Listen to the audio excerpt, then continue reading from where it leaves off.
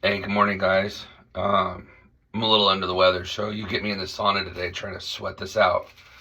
Um, see, last time we finished with, remember, Dinah and the Shechemites, the brothers kill everybody in the town.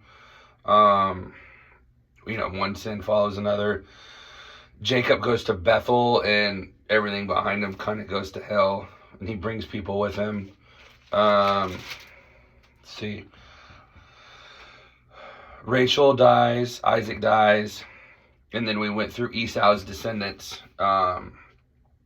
Esau was Jacob's brother, and his descendants were the Edomites, and historically, they're always at battle through the whole book here. So that finishes 36, and we're going to jump into chapter 37. So it says, so this one's going to be about Joseph, Jacob's youngest son. So it says, Jacob lived in the land where his father had stayed, the land of Canaan. This is the account of Jacob's family line. Joseph, a young man of 17, was tending the flocks with his brothers, sons of Bilhah, sons of Zilpah, his father's wives, and he brought their father a bad report about them. Now Israel loved Joseph more than any of his other sons. Remember, Israel's Jacob. When he wrestled with the Lord, he gave him the name Israel. So now Israel loved Joseph more than any of his other sons, because he had been born of him in his old age, and he made him an ornate robe for him. When his brothers saw that their father loved him more than any of them, they hated him and could not speak a kind word to him. So the robe, one, it symbolizes that he's the heir to his father's throne. Should be the oldest son. Reuben was the oldest. He slept with one of the concubines, and instead of it going down through the other 10 sons, he loved Joseph so much, he made him the robe. Now the ornate robe, it's long sleeve, and it's a little bit longer. So the other brothers kind of had robes, but they were more like tunics. They were short sleeves so they could work. The longer one meant he didn't work as much. He worked, but the other ones were made for work. It was a symbol. Joseph had a dream, and when he told it to his brothers, they hated him all the more. He said to them, "Listen to this dream I had. We were binding sheaves of grain out in the field when suddenly my sheaf rose and stood upright, while your sheaves gathered around mine and bowed down to it." His brothers said to him, "Do you intend to reign over us? Will you actually rule us?" And they hated him all the more because of his dream and what he had said. Then he had another dream, and he told it to his brothers. "Listen," he said, "I had another dream, and this time the sun and moon and 11 stars were bowing down to me."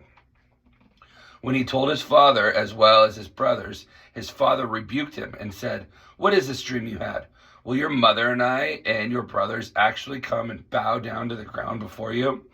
His brothers were jealous of him, but his father kept the matter in mind. Now, his brother had gone to graze their father's flocks near Shechem, and Israel said to Joseph, "As you know, your brothers are grazing the flocks near Shechem. Come, I am going to send you to help them. Send you to them." "Very well," he replied. So he said to him, "Go and see if all is well with your brothers and with the flocks, and bring word back to me." Then he sent him off from the valley of Hebron. When Joseph arrived at Shechem, a man found him wandering around the fields and asked him, "What are you looking for?" He replied, "I am looking for my brothers. Can you tell me where they are grazing their flocks?" "They have moved on from here," the man answered. "I heard them say, 'Let's go to Dothan.'" So Joseph went after his brothers and found them near Dothan. But they saw him in the distance, and before he reached them, they plotted to kill him. So Joseph just went like 12 miles, being obedient to his dad. He could have went back and said, "Oh, they just moved on." But he was literally going to have a face-to-face with the brothers for the status check. He's trying to do right. They're jealous. So Let's see. They plotted to kill him. Here comes that dreamer, they said to each other. Come now, let's kill him and throw him into one of these cisterns and say that a ferocious animal devoured him. Then we'll see what comes of his dreams. So the cisterns were like, they were used for irrigating. They're like a big hole, but it was narrow at the top with no handles, so there was no way to get out. But they held water. When Reuben heard this, he tried to rescue him from their hands. He said, let's not take his life. Don't shed any blood. Throw him in the cistern here in the wilderness, but don't lay a hand on him. Reuben said, this was to rescue him from them and take him back to the father. So he's like, don't kill him, just hide him, let's just stick him in there and maybe he'll die, but at least we won't have blood on their hands. So when Joseph came to his brothers, they stripped him of his robe, the ornate robe he was wearing, and they took him and threw him into the cistern. The cistern was empty. There was no water in it. As they sat down to eat their meal, they looked up and saw a caravan of Ishmaelites coming from Gilead. Their camels were loaded with spices, balm, and myrrh, and they were on their way to take them down to Egypt. Judah said to his brothers, what will we gain if we kill our brother and cover up his blood? Come, let's sell him to the Ishmaelites and not lay our hands on him. After all, he is our brother, our own flesh and blood. His brothers agreed. So when the Midianite merchants came by, his brothers pulled Joseph up out of the cistern and sold him for 20 shekels of silver to the Ishmaelites, who took him to Egypt. When Reuben returned to the cistern and saw that Joseph was not there, he tore his clothes. He went back to his brothers and said, the boy isn't there. Where can I turn now? Then they got Joseph's robe, slaughtered a goat, and dipped the robe in the blood. They took the ornate robe back to his father and said, we found this. Examine it to see whether it is your son's robe. He recognized it and said, it is my son's robe. Some ferocious animal has devoured him. Joseph has surely been torn to pieces. Then Jacob tore his clothes, put on a sackcloth, and mourned for his son many days. All his sons and daughters came to comfort him, but he refused to be comforted. No, he said, I will continue to mourn until I join my son in the grave. So his father wept for him. Meanwhile, the Midianites sold Joseph in Egypt to Potiphar, one of Pharaoh's officials, the captain of the guard. So Reuben didn't really want to kill him. The other brothers did.